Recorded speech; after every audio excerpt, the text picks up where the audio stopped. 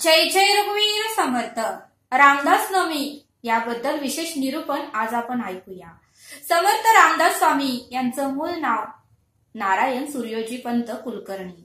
समर्थ रामदास स्वामी यांचं मूळ नाव नारायण सूर्योजी पंत कुलकर्णी असं होतं आणि त्यांचा जन्म 1530 आणि सन 1608 मध्ये महाराष्ट्रातील जालना जिल्ह्यातील जाम नावाच्या गावात रामनवमीच्या दुपारी ब्राह्मण कुटुंबात झाला होता। समर्थ रामदास स्वामींच्या वडिलांचे नाव सूर्योजी पंत होते। समर्थ रामदास स्वामींच्या वडिलांचे नाव सूर्योजी पंत होते आणि ते सूर्याची अखंड उपासना करत होते, सूर्याचं अखंड नामस्मरण करत होते। आणि समर्थ स्वामींच्या आईचं नाव रानूबाई होते। समर्थ स्वामींच्या आईचं नाव रानूबाई होतं। रामदास स्वामी हे छत्रपती शिवाजी महाराजांचे गुरु होते। रामदास स्वामी हे छत्रपती शिवाजी महाराजांचे गुरु होते आणि महाराष्ट्र भूमी ही महान संतांची भूमी आहे। महाराष्ट्र भूमी ही महान संतांची भूमी आहे आणि महाराष्ट्रात झालेल्या महान संतांपैकी रामदास स्वामी एक संतच होते। महाराष्ट्रात झालेल्या महान संतांपैकी एक रामदास स्वामी एक संतच होते। समर्थ रामदास स्वामी आणि संत तुकाराम, समर्थ रामदास स्वामी आणि संत तुकाराम आणि संत नामदेव या सर्वांनी महाराष्ट्रातील भक्तीच्या आणि अध्यात्मीच्या मार्गाचे या देशाचे नेतृत्व करण्याचे काम केले होते। समर्थ रामदास स्वामी, संत तुकाराम आणि संत नामदेव या सर्वांनी महाराष्ट्रातील भक्तीच्या अध्यात्माच्या मार्गाचे देशाचे नेतृत्व करण्याचे काम केले होते। आणि श्री समर्थ रामदास स्वामी यांची शिकवण संपूर्ण विश्वाला मार्गदर्शक ठरणारीच आहे। समर्थ रामदास स्वामी यांची शिकवण संपूर्ण विश्वाला मार्गदर्शन ठरणारीच आहे। आणि समर्थ रामदास स्वामींनी दासबोध नावाचा मराठी ग्रंथही लिहून ठेवला आहे। समर्थ रामदास स्वामींनी दासबोध नावाचा मराठी ग्रंथही लिहून ठेवला आहे। प्रत्येक जण परमार्थामध्ये तात्पर असावे आणि म्हणूनच समर्थ रामदास स्वामींनी हा ग्रंथ उभा लिहून ठेवला आहे। प्रत्येक जण परमार्थामध्ये तात्पर असावे म्हणून हा ग्रंथ समर्थ रामदास स्वामींनी उभा लिहून ठेवला आहे। कारण विषय आपल्याला आडवे करायलाच बसलेले आहेत। समर्थ म्हणतात की विषय हे आपल्याला आडवे करायलाच बसलेले आहेत आणि म्हणूनच समर्थ रामदास स्वामींनी हा ग्रंथ उभा लिहून ठेवला आहे। कारण आपण परमार्थात नेहमी उभे राहावे आणि यासाठीच हा उभा ग्रंथ लिहिला आहे। आणि म्हणून समर्थ म्हणतात की कोण समय येईल कैचा, नाही या देहाचा भरोसा, जैसे दाही दिशा पक्षी उडून जाते। आणि म्हणून समर्थ म्हणतात की जोपर्यंत आहेस तरुण घे परमार्थ करून, एक दिवशी जाशील मरून परत यावं लागेल 84 धरून। आजकालच्या कलियुगामध्ये नवी पिढी म्हणती की आम्ही परमार्थ करून काय करू, परमार्थ तर म्हातारपणी करायचा असतो। पण समर्थ रामदास स्वामी म्हणतात की आपला मृत्यू कधी येईल हे सांगता येत नाही। आणि म्हणून समर्थ रामदास स्वामी म्हणतात की जोवर आहे दृढ शरीर तोवर पुण्य दाटावे, वयस्करपणी आपलं शरीर आपल्याला साथ देत नाही, जोवर आहे दृढ शरीर तोवर पुण्य दाटावे, वय झाल्यावर आपल्याला आपलं शरीर साथ देत नाही। आणि म्हणून समर्थ म्हणतात की वय झाल्यावर हातात काठी येते आणि गुडघ्याची वाटी होते, वय झालं की हातात काठी येते आणि गुडघ्याची वाटी होते। आणि म्हणून समर्थ म्हणतात की तरुणपणीच आपण परमार्थ केला पाहिजे आणि हा देहाची पुण्याई आपण वाढवली पाहिजे असं समर्थ आपल्याला इथे सांगतात। आणि म्हणूनच मना सज्जना भक्ती पंथेची जावे, समर्थ रामदास स्वामींनी हा श्लोक लिहून ठेवला आहे। मना सज्जना भक्ती पंथेची जावे, तरी श्री हरी पावी जेतो स्वभावे, जनी निंदते सर्व सोडून द्यावे, जनी वंदते सर्व भावे करावे, मना सज्जना भक्ती पंथेची जावे, तरी श्री हरी पाविचे तोस भावे, जनी निंदते सर्व सोडून द्यावे, जनी वंदते सर्व भावे करावे. हा श्लोक समर्थांनी त्या काळी लिहून ठेवला आहे. आणि म्हणूनच शके 1603 आणि सन 1681, शके 1603 सन 1681 या दिवशी सज्जन गडावर समर्थांनी देह ठेवला. या दिवशी सज्जन गडावर समर्थांनी देह ठेवला. आणि हा दिवस सर्वत्र दास नवमी म्हणूनच साजरा केला जातो.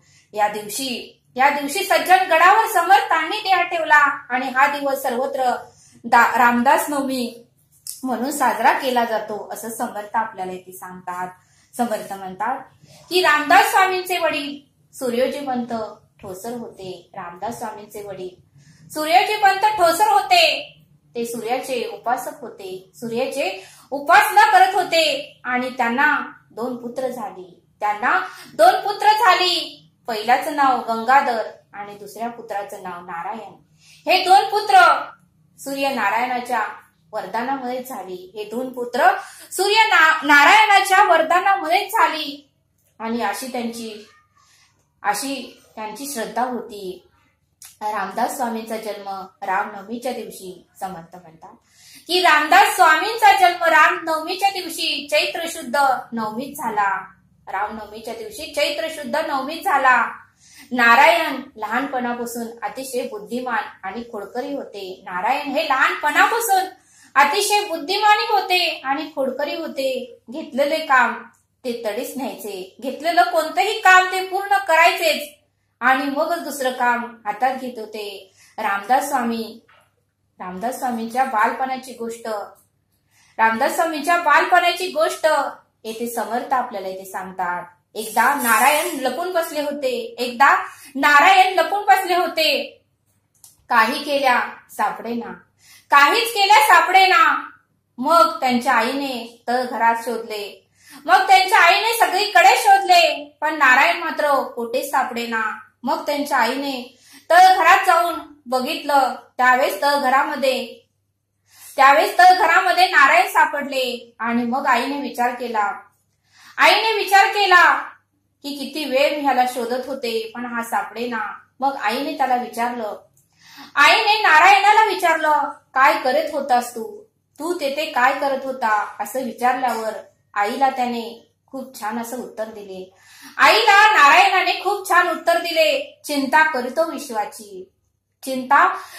विश्वाची असे उत्तर नारायणाने आईला दिले. मग मात्र आई काळजीत पडू लागली.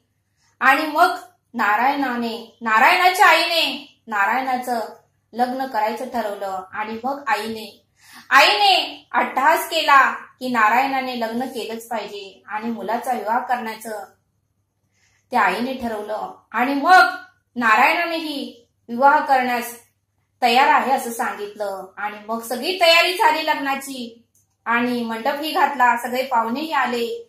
सर्व काही तयारी झाली. मग ज्यावेळेस अक्षर पडणार होते आणि शुभमंगल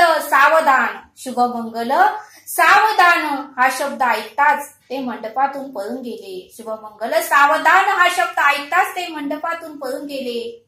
आणि त्यांनी पंचवटी येथे जाऊन रामाचे दर्शन घेतले. आणि टाकळीला दीर्घ तपश्चर्या केल्या. आणि विद्यार्थ्यांची दिनचर्या कशी असावी, विद्यार्थ्यांनी रोज सकाळी उठल्यानंतर काय काय करावे, एक आदर्श समर्थांनी त्या काळी सर्व विद्यार्थ्यांना दिला होता. एक आदर्श समर्थांनी त्या काळी सर्व विद्यार्थ्यांना दिला होता. आणि समर्थ नारायण म्हणजे रामदास स्वामी ब्रह्ममुहूर्तावर उठून 1200 सूर्य नमस्कार घालत होते. रामदास स्वामी ब्रह्ममुहूर्तावर उठून 1200 सूर्य नमस्कार घालत होते. आणि रामनामाचे 13 कोटी नामस्मरण करून झाल्यावर अवतार कार्याला आरंभ केला. रामनामाचे 13 कोटी नामस्मरण करून झाल्यावर त्यांनी अवतार कार्याला आरंभ केला आणि 12 वर्षाच्या तीव्र तपश्चर्येनंतर 12 वर्षाच्या तीव्र तपश्चर्येनंतर त्यांना आत्मसाक्षात्कार झाला. मग त्यांना आत्मसाक्षात्कार झाला आणि तपश्चर्या झाल्यानंतर 12 वर्ष त्यांनी भारत भ्रमण केले. तपश्चर्या झाल्यानंतर 12 वर्ष त्यांनी भारत भ्रमण केले आणि सारं महाराष्ट्र पालथं घातलं, सारं जग पालथं घातलं आणि प्रत्येक ठिकाणचं त्यांनी निरीक्षण केले. सारं महाराष्ट्र पालथं घातलं, प्रत्येक ठिकाणचं त्यांनी निरीक्षण केलं आणि मगच त्यांनी निरीक्षणानंतर सर्व काही निरीक्षणानंतर त्यांनी श्री मनाचे श्लोक लिहिले, दासबोध लिहिला, करुणाष्टिका लिहिले, मारुती स्तोत्र लिहिल्या, शंकराची आरती लिहिली, दत्ताची आरती लिहिली, भूपाळ्या लिहिल्या. हे सर्व त्यांनी लिहून काढले आणि समर्थांनी शिवाजी महाराजांच्या काळात, छत्रपती शिवाजी महाराजांच्या काळात 1100 मठाची स्थापनाही केली. समर्थांनी छत्रपती शिवाजी महाराजांच्या काळात 1100 मठाची स्थापनाही केली आणि सुमारे 1400 तरुण मुलांना समर्थांनी दीक्षाही दिली. 1400 तरुण मुलांना समर्थांनी दीक्षाही दिली आणि सातारा, चापल, सज्जनगड या परिसरात समर्थांचे वास्तव्य अधिक काळ होते. सातारा, चापल, सज्जनगड या परिसरामध्ये समर्थांचे वास्तव्य अधिक काळ होते. समर्थांनी स्थापलेले राम मंदिर आणि 11 मारुतीचे देऊळ या परिसरातच आहे. समर्थांनी स्थापलेले राम मंदिर आणि 11 मारुतीचे देऊळ या परिसरातच आहे. आणि माघवद्य नवमीला 3 वेळा जय जय रघुवीर समर्थ, जय जय रघुवीर समर्थ हा घोष करून समर्थ रामदास स्वामी समाधीस्थ झाले. या परिसरामध्ये माघवद्य नवमीला 3 वेळा जय जय रघुवीर समर्थ हा घोष करून समर्थ रामदास स्वामी समाधीस्थ झाले. आणि ही स्थिती पुढे रामदास नवमी म्हणून प्रसिद्ध झाली. असं समर्थांनी आपल्याला इथे सांगितलं. आणि म्हणूनच समर्थ आपल्याला एक श्लोक देतात. बहुता परी कुसरी तत्व झाडा, परी पाहिजे अंतरी तो निवाडा, मनासार साचार ते वेगळे रे, समस्तामध्ये एकते आगळे रे. या श्लोकाचा अर्थ समर्थ सांगतात की पुष्कळ बुद्धी चातुर्याने व सखोल अभ्यासाने समस्त तत्वाचा निराशा केला तरी अंतःकरणात त्या शाश्वत परब्रह्माविषयी दृढ निश्चय हवा. महत्व आहे ते यालाच. हे मना, जे सार आहे, शाश्वत सत्य आहे, ते तर वेगळेच आहे. ते सर्व वस्तूमध्ये एकच एक असेल तरीही सर्वाहून वेगळेच आहे, श्रेष्ठच आहे. असा या श्लोकाचा अर्थ समर्थांनी आपल्याला इथे समजावून सांगितला. तरी श्री रामदास नवमी निमित्त सर्वांना खूप खूप शुभेच्छा. समर्थ रामदास स्वामी यांच्या चरणी शतशत नमन. समर्थ रामदास स्वामी यांच्या चरणी शतशत नमन. तरी आता आपण येथेच थांबूया. जय सद्गुरु. धन्यवाद.